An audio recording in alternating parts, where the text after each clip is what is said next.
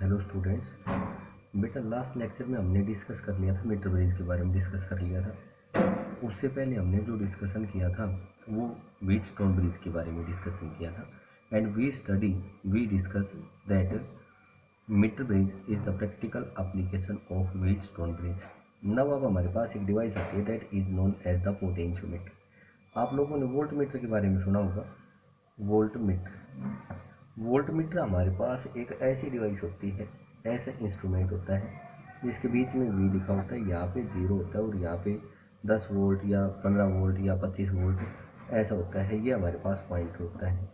अगर ये यहाँ पे पॉइंटर इस पॉइंट पे है तब हम कहेंगे कि उस सर्किट के अंदर पोटेंशियल है वो 0 वोल्ट है। जो बड़ा पोटेंशियोमीटर होता है 220 वोल्ट तक भी मेजर कर देता है, ठीक है, 440 तक भी मेजर कर देता है। बट ये कहता है कि भाई हमारे पास वोल्ट मीटर हमने पढ़ा है, तो वोल्ट मीटर हमारे पास वो डिवाइस होती है that is used to measure the potential difference across the ends of a circuit. और मैं ये कह सकता हूँ कि it is used to measure the potential difference across the ends of a device. जैसे मैं यूँ कह दूँ भाई हमारे पास कोई भी बल्ब है, बल्ब ने कितना पोटेंशियल दिया। कोई फैन है, फैन के एक्रॉस कितना वोल्टेज है वो ड्रॉप हुआ, तो वो हमारे पास डिवाइस क्या नाम दे देते हैं, वोल्ट मीटर। बट पोटेंशियोमीटर में और वोल्ट मीटर में थोड़ा सा डिफरेंस होता है।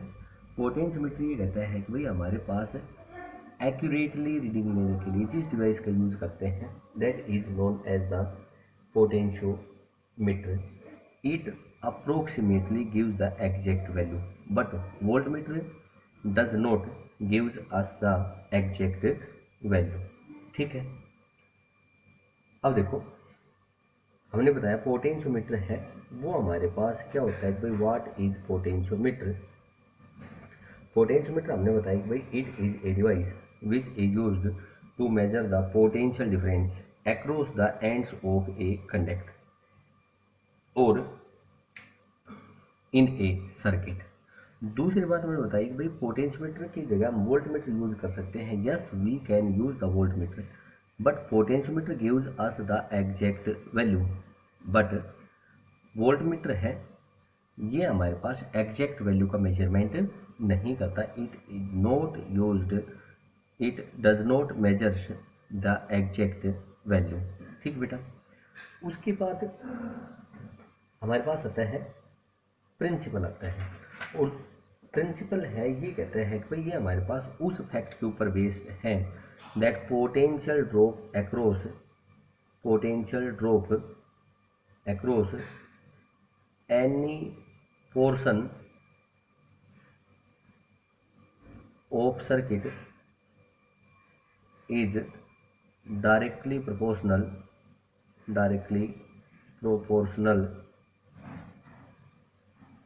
To the length of that portion. उस पोर्शन की लेंथ के डायरेक्टली प्रोपोर्शनल होता है। अब हम देखते हैं कि भाई हमारे पास जो पोटेंशियोमीटर है वो एक्चुअल में हमारे पास कैसी डिवाइस होती है, किस टाइप की हमारे पास ये डिवाइस होती है। देखो बेटा, यहाँ पे मैं यूँ कहता हूँ कि भाई हमारे पास इस टाइप का कोई भी एक वुडन बोर्ड है, ये वाला, this is a wooden board. ठीक है, ये हमने कह दिया कि 1 मीटर लॉन्ग है। ये मैंने कह दिया कि ये मेरे पास कोई पॉइंट ए है, ये हमारे पास वायर होगी 1 मीटर लंबी।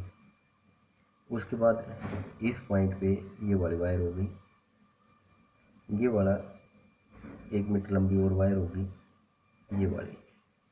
ये हमारे पास जो पोटेंशियोमीटर मैंने बनाया है वो हमने बताया है। देखो 1 मीटर बेटा, नेक्स्ट 1 मीटर, नेक्स्ट 1 मीटर, 1 2 3 4। जो ये पोटेंशियोमीटर है उसके अंदर जो लेंथ ऑफ वायर है वो 4 मीटर है। हमारे पास 8 मीटर का भी आता है, 10 मीटर का भी आता है, 12 मीटर का भी आता है, 16 मीटर का भी आता है, अलग अलग लेंथ के आते हैं। और यहाँ पे ये कहता है कि जितनी ज़्यादा लंबी लेंथ होगी उतना ही उसका मेजरमेंट है वो मोर एक्यूरेट रहेगा।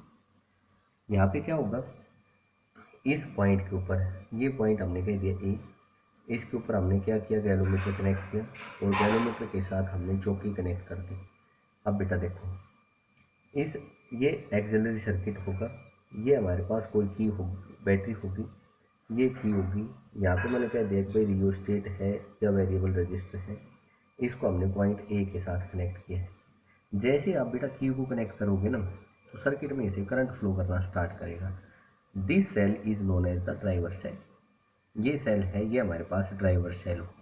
और जैसे जैसे आप जॉकी को स्लाइड करना स्टार्ट करोगे, लेंथ बढ़ेगी तो पोटेंशियल ड्रॉप है इस वायर के अक्रॉस क्या हो जाएगा, आपके पास चेंज हो जाएगा।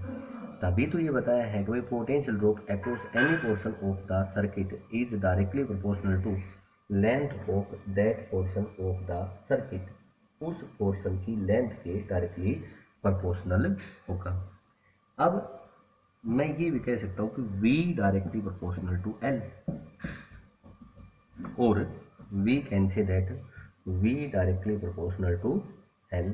और जब भी प्रोपोर्शनलिटी आया तो यहाँ पे क्या आएगा, कोई ना कोई कांस्टेंट आएगा, और इस कांस्टेंट का नाम हमने यहाँ सिर्फ K लिखा है।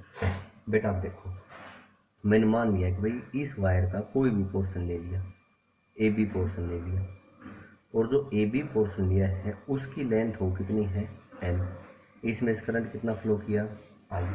बेटा जब AB पोर्शन लिया है तो बोलो इसका रेजिस्टेंस होगा या नहीं होगा, नेचुरल सी बात है, इसका रेजिस्टेंस होगा। और मैंने इस वायर का एरिया ऑफ क्रॉस सेक्शन है वो कितना मान लिया, A के बराबर मान लिया। L length area of cross section A, और किसी मटेरियल की बनी होगी, जिस मटेरियल की बनी होगी उसकी रेजिस्टिविटी कितनी मान ली मैंने, रो के बराबर मान ली। तब बेटा आप क्या कह सकते हो, R equals to rho L upon A। इस ए बी पोर्शन में जो पोटेंशियल होगा वो कितना होगा, V is equal to I into R. और बेटा आप यहाँ से कह सकते हो V is equal to I rho L upon A। बोलो ये जो मैंने 4 मीटर लंबी वायर ली थी, ये वाला अरेंजमेंट लिया था, बोलो सारी की सारी वायर है वो सीरीज में है या नहीं। जितना करंट यहाँ से फ्लो करेगा उतना यहाँ से, सेम करंट यहाँ से, और बोलो बेटा सेम करंट इस पॉइंट से फ्लो करेगा या नहीं करेगा। इसका मतलब क्या हो गया कि करंट की वैल्यू क्या रहेगी इस वायर में से, सेम रहेगी।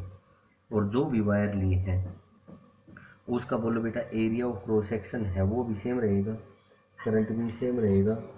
और हमने कह दिया कि रजिस्टिविटी है वो हमारे पास है क्या रहेगी, आपके पास सेम रहेगी। तब मैं कहूँगा कि ये टर्म क्या बन गया आपके पास, constant. Therefore V is equal to K into L। जहाँ पे हमने K की वैल्यू बताई है वो बताइए आई रो अपॉन A के बराबर होगी।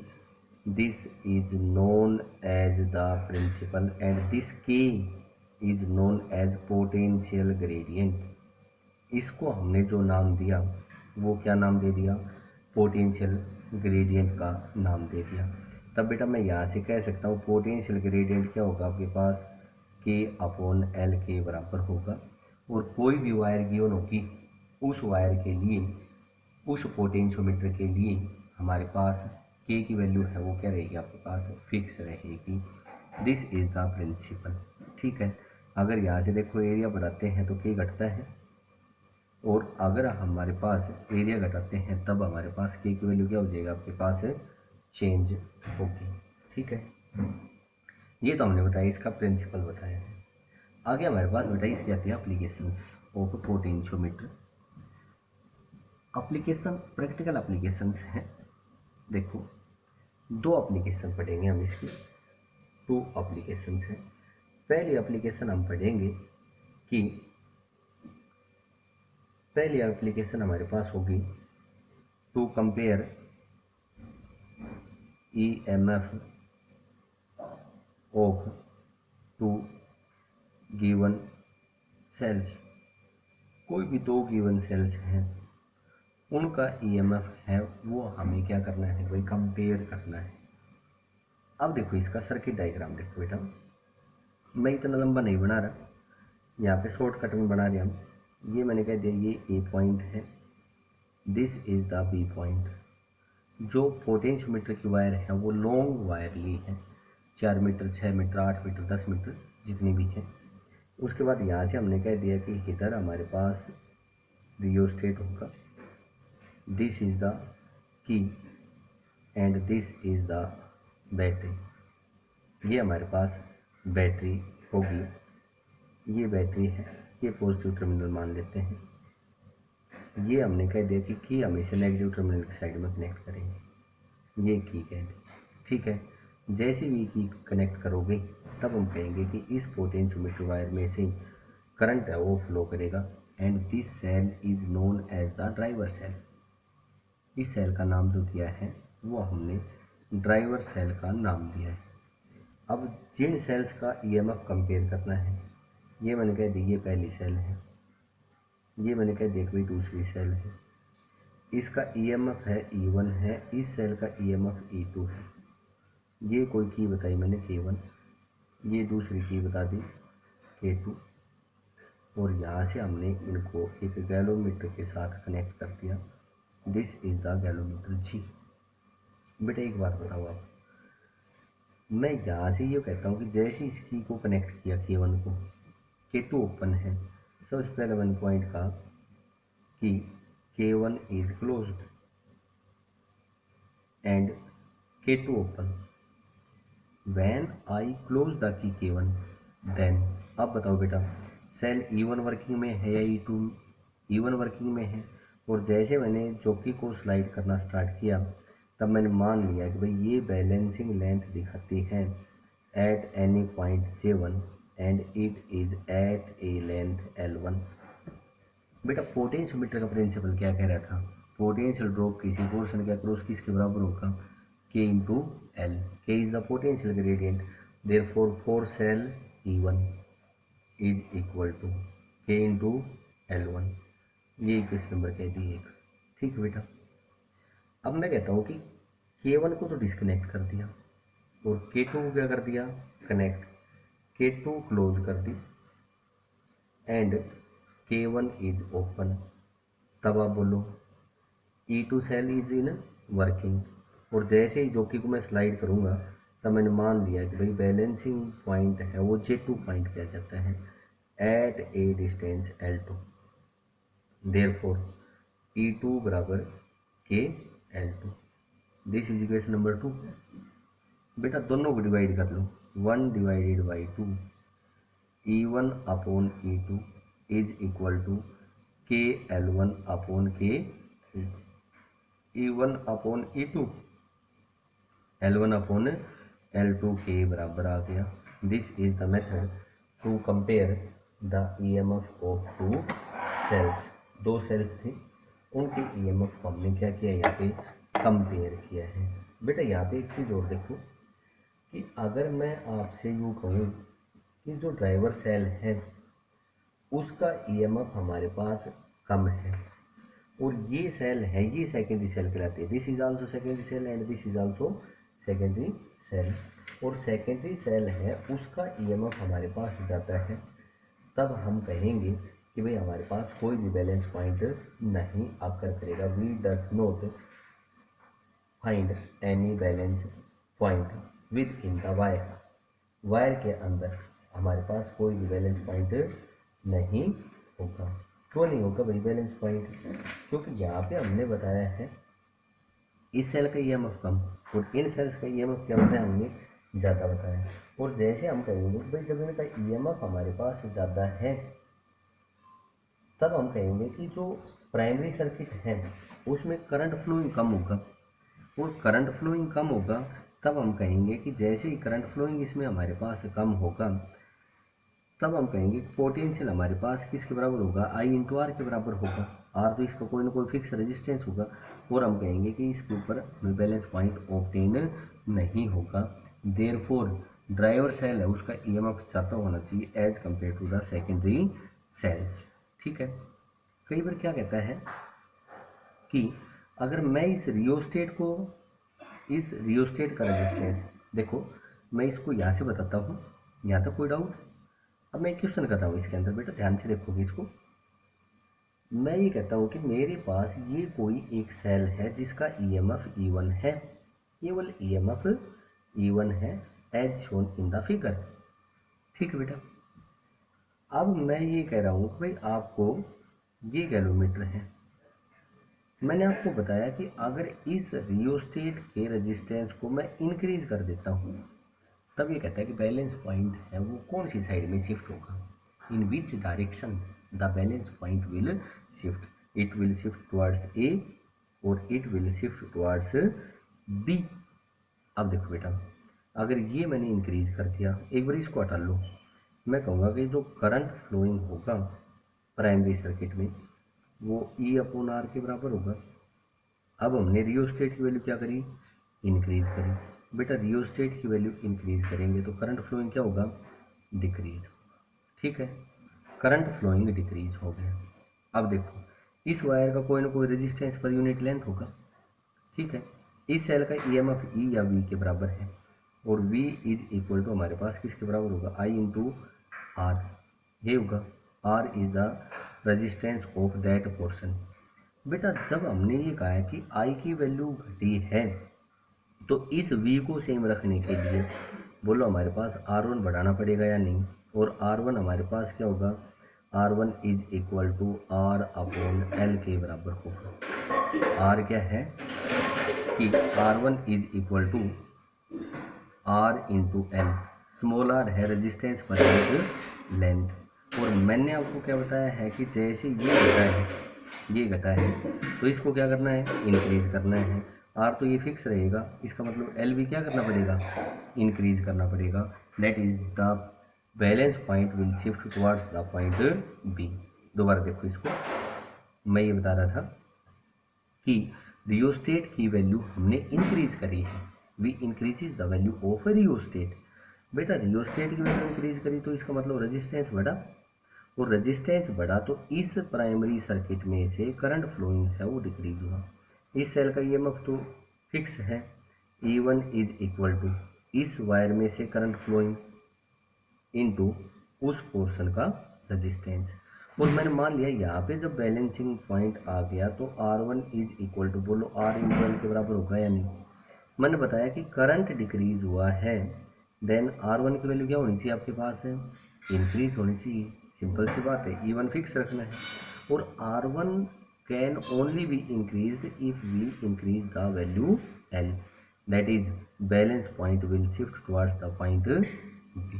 ठीक है, दूसरा मैं ये कहता हूँ कि रियोस्टेट है उसकी वैल्यू हमने डिक्रीज कर दी, इसका मतलब क्या हुआ कि रेजिस्टेंस विल डिक्रीज।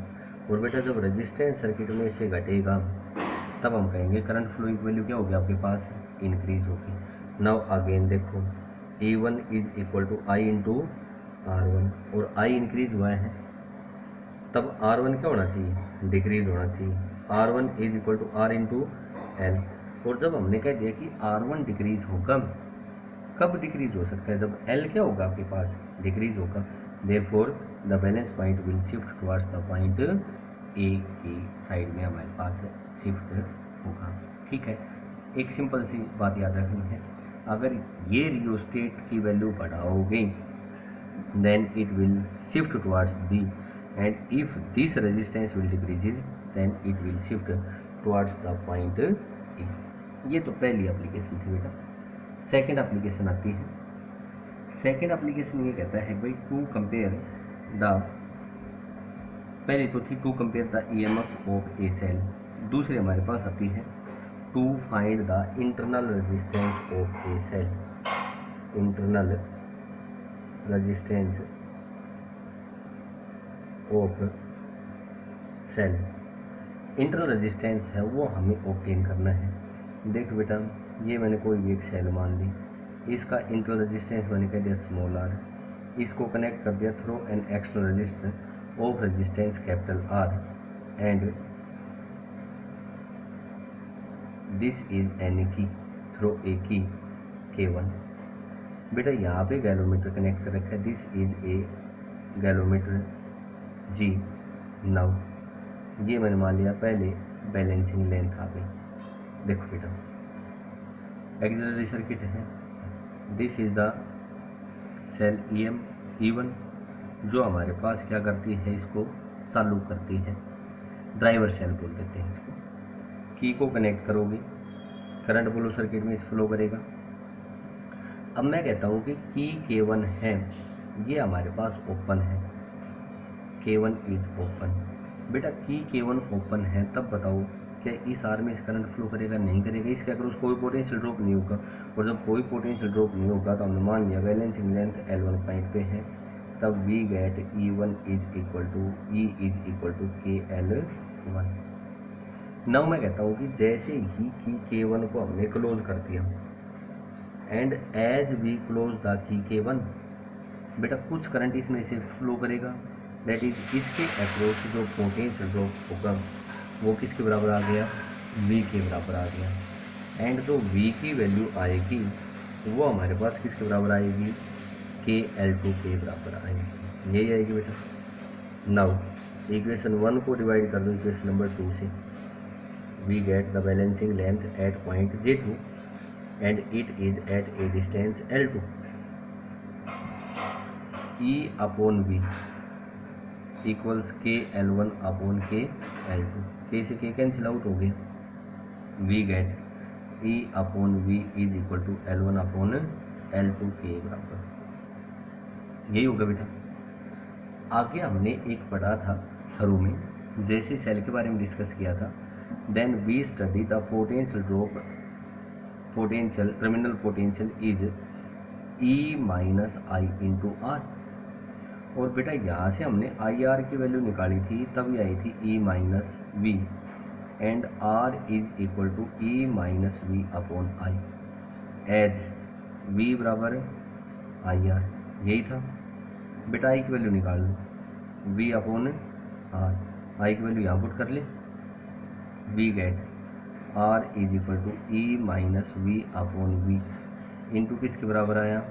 R के बराबर आया। और बेटा मैं इसको ये कह सकता हूँ R is equal to E upon V minus 1, भाई E upon V minus V upon V 1 into R. और देखो भाई E अपॉन वी किसके बराबर आया? L1 upon L2 minus 1 into are के बराबर होगा। This is the value of internal resistance. यहाँ पे हमने क्या बताया? यहाँ पे हमने सिंपल बताया है कि ये हमने बताया कि K1 ओपन थी, तब केवल ये सेल है, इसका EMF E के बराबर है, बैलेंसिंग लेंथ इसी के कारण आई थी। बट मैं कहता हूँ कि जैसे की को कनेक्ट करेंगे तो कुछ करंट इसमें से फ्लो करेगा, एंड इसका टर्मिनल पोटेंशियल बचेगा, वो V बच गया, और V is equal to KL2। बेटा हमने क्या किया? इन दोनों को डिवाइड किया, L1 अपॉन L2 आ गया। नाउ R की वैल्यू होगी E minus V upon V into R. Capital R is the external resistor, ठीक है। और हमने R की वैल्यू निकाली, L1 minus L1 upon L2 minus 1 into external resistor के बराबर है, ठीक है। आगे देखो, इसी के ऊपर base internal resistance of a cell हम कैलकुलेट करते हैं। न्यूमेरिकल देखोगे, एक हमारे पास सर्किट डायग्राम दे रखा है, और जो सर्किट डायग्राम है एनसीईआरटी की प्रॉब्लम बेटा ये 2 वोल्ट की एक सेल बताई है, ये कोई पॉइंट बताया बेटा इसने ए, ये जो पॉइंट है वो हमारे पास बताया इसने बी बताया है। नाउ यहाँ पे एक सेल लगाई है, सेल का EMF है वो 1.5 वोल्ट के बराबर है, और 1 गैलोमीटर G कनेक्ट किया है, तब हमारे पास बैलेंसिंग लेंथ यहाँ बताई है। उसके बाद इसने ऐसे बनाया है, ये हमारे पास एक एक्सटर्नल रजिस्टर है, और जैसे एक्सटर्नल रजिस्टर के साथ कोई भी गैलोमीटर कनेक्ट किया, तब ये कहा है कि बैलेंसिंग पॉइंट यहाँ आया है, तब ये कहता है कि calculate the internal resistance of the cell and this is 9.5 ohm. देखो इसने क्या किया है, इस डायग्राम को ये तो बुक ने दे रखा है, बट मैं इसको ये कह सकता हूँ कि हमारे पास हमने जो बनाया था सर्किट डायग्राम, ये एक्सटर्नल रजिस्टर बनाया था बेटा, ये की बताई थी कि ओपन थी K1, तब तो हमारे पास ये सेल वर्किंग में थी, और जैसे ही की को क्लोज किया तब हम इसको ये कह सकते हैं कि भाई यहाँ से हमारे पास कुछ करंट फ्लो करेगा, वो टर्मिनल पोटेंशियल के बराबर होगा। इसने कहा है कि जब हमारे पास की क्लोज थी, की ओपन थी, तब ये क्या है, बैलेंसिंग लेंथ आई थी 76.3 सेंटीमीटर दूरी पे। एंड जब की K1 को क्लोज कर दिया, then we get the balancing length at a distance of 64.8 centimetre.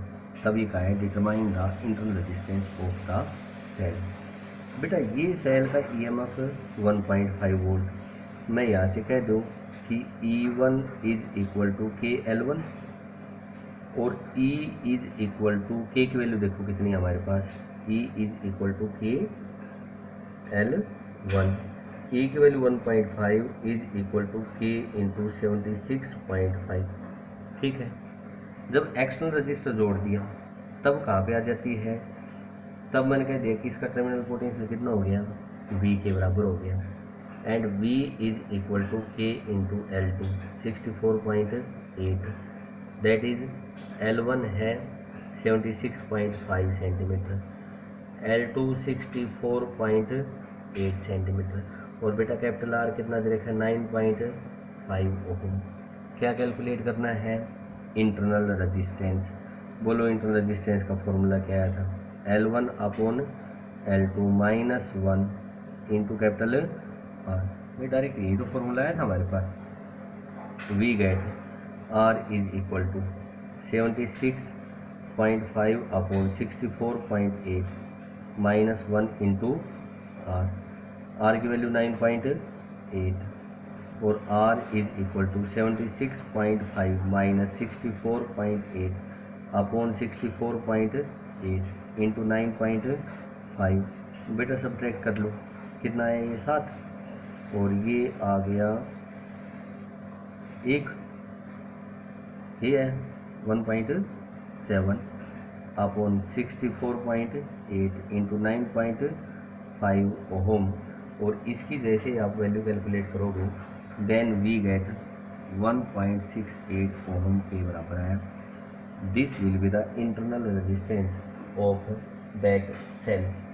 उस सेल का हमारे पास इंटरनल रेजिस्टेंस होगा। आगे देखो, आगे एक हमारे पास ऐसा क्वेश्चन आता है कि ये हमारे पास कोई भी एक अरेंजमेंट दे रखा है पोटेंशियोमीटर का। देखो बेटा ध्यान से देखोगे इसको, ये रियोस्टेट, ये हमारे पास बैटरी, ये कोई की के, उसके बाद हमने कह दिया ये पोटेंशियोमीटर की वायर। यहाँ पे ये बताया इसने कि ये सेल जोड़ी, ये सेल जोड़ी, और हमारे पास गैलोमीटर कनेक्ट किया, तो इसकी बैलेंसिंग लेंथ आ गई 120 सेंटीमीटर की। ठीक है, दूसरी इस टाइप से जोड़ी, ये सेल जोड़ी, ये सेल जोड़ी, then we get the balancing length at a distance of 300 centimetre. Then find the EMF of cell E1 and E2 and also calculate the balancing length when cell E1 is only working and only cell E2 is in working। तब हमें balancing length भी calculate करनी है। बेटा यहाँ से potentiometer का ही है, बताओ ये दोनों सेल अपोजिट पोलरिटी में कनेक्ट हैं, इनका EMF कितना आएगा, E1 माइनस E2। और बोलो हमारे पास मैंने मान लिया कि L1 लेंथ पे बैलेंस कर रही है, तब बोलो E1 minus E2 is equal to के L1। E1 minus E2 is equal to 120 के। Equation number 1। दूसरा कहो आप, दोनों सीरीज में ही है बट सेम पोलरिटी में है, E1 plus E2 is equal to 300 के। बेटा दोनों को ऐड करो, E2 से E2 कैंसिल आउट हो गया, we get 2E1 is equal to 420 के, यही आएगा, और E1 इज इक्वल टू 210 के। और बोलो ये क्या हमारे पास लेंथ नहीं आ गई, कब आई है, जब cell E1 is only in working, केवल सेल E1 है वो वर्किंग में होती है। बेटा E1 की वैल्यू यहाँ पुट कर लो, वी गेट 210 के plus E2 is equal to 300 के, and we get E2 is equal to 90 के। यही तो आएगा बेटा। और जब हमारे पास सेल E2 वर्किंग होगी तब हमारे पास बैलेंसिंग लेंथ कितनी आएगी 90 सेंटीमीटर। और अगर E1 रेशो E2 कैलकुलेट करना है तब आप क्या कहोगे 210 के अपॉन 90 के से के कैंसिल आउट हो गया 3 7 जा 3 3 जा E1 upon E2 is equal to 7 upon 3 के बराबर आएगा। This will be the ratio of these to.